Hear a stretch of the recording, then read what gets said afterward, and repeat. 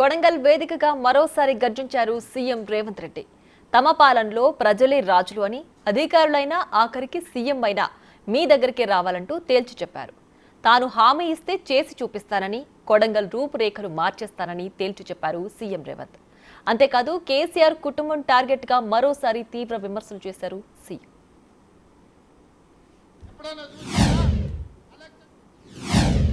ఆర్టీఓలను చూసిండ్రా, ఎంఆర్ఓలను చూసిండ్రా, అధికారులు ఎవరైనా మన గ్రామాలకు వచ్చిండ్రా?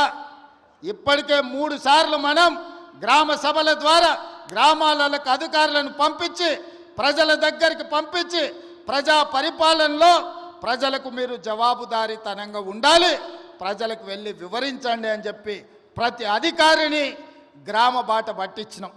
గతంలో పని కావాలంటే ఫామ్ హౌస్కు పోవాల్సి ఉండే, కానీ ఇప్పుడు ఆ విధానం మార్చినాం.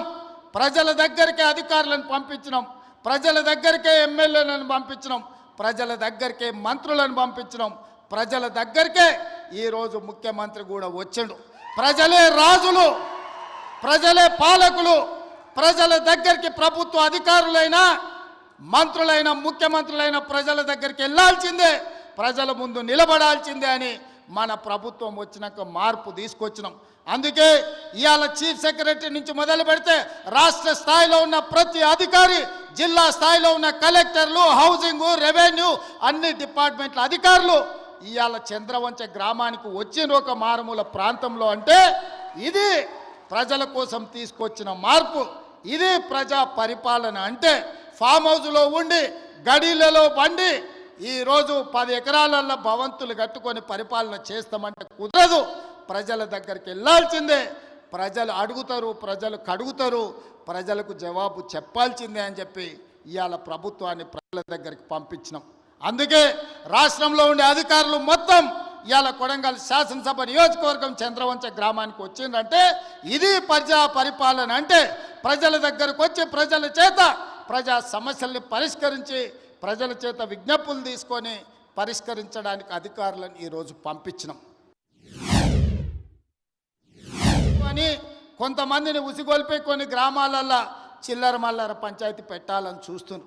నేను ఒకటే విజ్ఞప్తి చేస్తున్న, తెలంగాణ రాష్ట్రంలో ఉండే దాదాపుగా 12,000 పైన గ్రామ పంచాయతీలలో జరిగిన గ్రామ సభలలో పాల్గొన్న వాళ్ళకు అధికారులే మీ దగ్గరకు వచ్చింది, అధికారులు మీ వివరాలు రాసుకుంటారు, అధికారులు మీ వివరాలు తీసుకొని మీ సమస్యల్ని పరిష్కరించడానికి వచ్చినప్పుడు మీరు ఆ అధికారులకు పూర్తి స్థాయిలో వివరాలు ఇవ్వండి.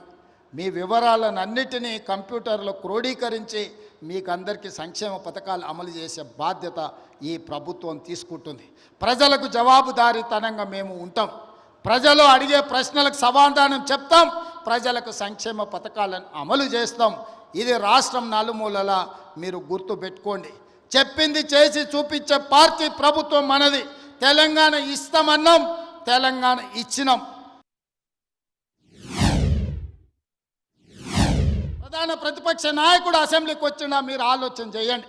ప్రధాన ప్రతిపక్ష నాయకుడు అసెంబ్లీకి రానప్పుడు, ఊర్లో ఎన్నికైన సర్పంచ్ ఊర్లో లేనప్పుడు, ఎంపీపీ సమావేశాన్ని నిర్వహించినప్పుడు వాళ్ళు ఉండాల్సిన అవసరం ఉందా? ఇవాళ సర్పంచ్ ఊర్లో లేకపోతే ఊరిడు అని మనం అంటాం. మరి ప్రతిపక్ష నాయకుడు సభకు రాకపోతే ఏమనాలనో మీరు ఒక్కసారి ఆలోచన చేయండి. ఆయనకు బాధ్యత లేదా? అధికారం ఉంటే అధికారం చెలాయిస్తాడు, అధికారం అడ్డం పెట్టుకొని కొల్లగొడతాడు. ఇది తప్ప ప్రతిపక్ష నాయకుడిగా వారు బాధ్యతలు నిర్వహించరా అని నేను అడుగుతున్నా. బాధ్యత ఇట్లనే ఉండాలనా? ఎప్పటికీ మన పిల్లలు కోస్గి బస్టాండ్లనో, లేకపోతే కొడంగల్ బస్టాండ్లనో, మద్దూరు బస్టాండ్లనో, దౌలతాబాద్ బస్టాండ్లనో, లేకపోతే గుండుమాల్ చౌరస్తల్లో ఇంకా లుంగీలు కట్టుకొని ఖాళీగానే తిరగాలనా? మన పిల్లలు చదువుకోవద్దా? మన పిల్లలు డాక్టర్లు, లాయర్లు, ఇంజనీర్లు కావద్దా? మన పిల్లలు పరిశ్రమలలో పని చేయొద్దా? వాళ్ళ పిల్లలు చదువుకొని ఐఏఎస్లు, ఐపీఎస్లు కావద్దా? మన కొడంగల్కు మెడికల్ కాలేజ్ వద్దా? మన కొడంగల్కి ఇంజనీరింగ్ కాలేజ్ వద్దా? మన కొడంగల్కు పాలిటెక్నిక్ కాలేజ్ వద్దా? మన కొడంగల్కు డిగ్రీ కాలేజ్ వద్దా? ప్రతి మండలానికి జూనియర్ కాలేజ్ వద్దా? మన పిల్లలు చదువుకోవడానికి విద్యాలయాలు కొడంగల్లో ఉండాలనా లేదా ఆలోచన చేయండి.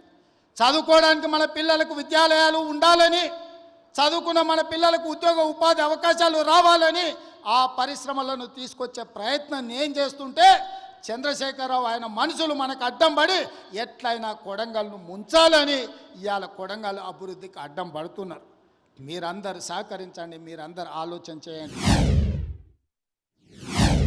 తీసుకున్నావు ఆయన నీ సడ్డకుని కొడుకుకి రాజ్యసభ తీసుకున్నావు, నీ చెల్లెల్ని ఎంపీగా ఓడగొడితే ఎమ్మెల్సీ తీసుకున్నావు, నువ్వు మంత్రి తీసుకున్నావు, నీ మా బావ మంత్రి తీసుకున్నావు, నీ నాయన ముఖ్యమంత్రి తీసుకున్నావు, నీ ఇంటిలి పదవులు తీసుకున్నారు.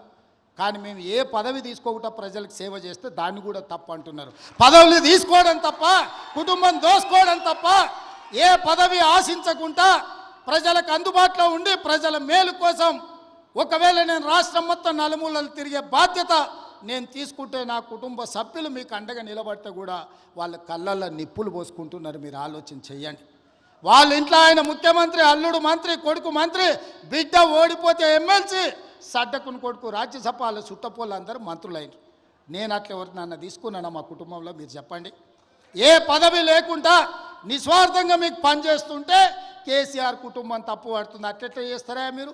ఏ పదవి తీసుకోకుండా మేము చూడు ఎన్ని తీసుకున్నామో ఎంత దోసుకున్నామో చూడమంటారు. మీలాంటి పదవులు తీసుకోనికే దోసుకోనికే మేము పోటీ పడం చంద్రశేఖరరావు. మా విధానం అది కాదు. మమ్మల్ని నమ్మిన ప్రజలకు అండగా నిలబడి, వాళ్ళ కష్టం వస్తే కష్టాలలో వాళ్ళ తోడుగా నిలబడి, వాళ్ళ కోసం కొట్లాడి, వాళ్ళ కోసం రక్తం చిందించే నాయకత్వం మాది. మిమ్మల్ని నమ్ముకున్న వాళ్ళని మోసం చేసి దోసుకునే నీతి మీది. మీకు మాకు తేడా ఉంది. మేము మీలాక కాదు.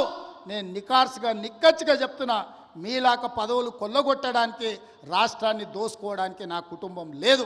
నా కుటుంబం నాకు మీరు ఆశీర్వదించే అవకాశం ఇచ్చినందుకు మీకు అండగా నిలబడాలని సమయం ఇస్తున్నారు.